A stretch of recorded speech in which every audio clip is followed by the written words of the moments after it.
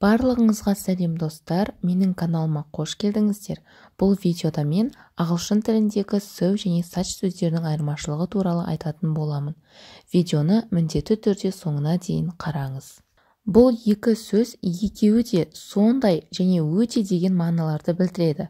Мысалы, he runs so quickly. Ол өте жылдам жүгіреді деген мағынаны білдіреді. So деген сөз сын есімнің немесе үстеудің алдында қолданылады. Бірақ ескерте кететін нәрсе, сын есімнен соң немесе үстеуден соң зат есім қолданылмауы керек. Мысалы, it was so difficult to translate the article.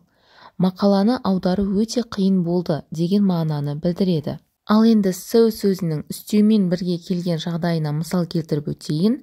He speaks so loudly. Ол сондай қатты сөйлейді деген мағынаны білдіреді. Ал such сөзі зат есіммен қолданылады. Сонымен қатар, зат есімі бар сын есіммен қолданылады. Мысалы, he gave me such an interesting book. Ол маған өте қызық кітап берді деген мағынаны білдіреді. Ал енді зат есімі бар сын есіммен келген жағдайда мысал келтіріп өтейін. Your father would never agree to such a plan.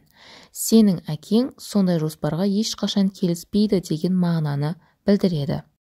Ал енді екі сөздің айырмашылығы түсінікті болса, мына тапсырманы орындап көріңіз. Сіз видеоны дәл осы жерден тоқтатып, тапсырманы орындаңыз, ал мен жауаптарымен бөлісейін.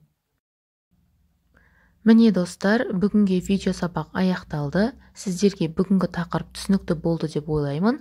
Егер де сізге видео ұнаса, міндетті түрде каналға тіркеліп, видеоларға лайк басуды ұмытпаңыз.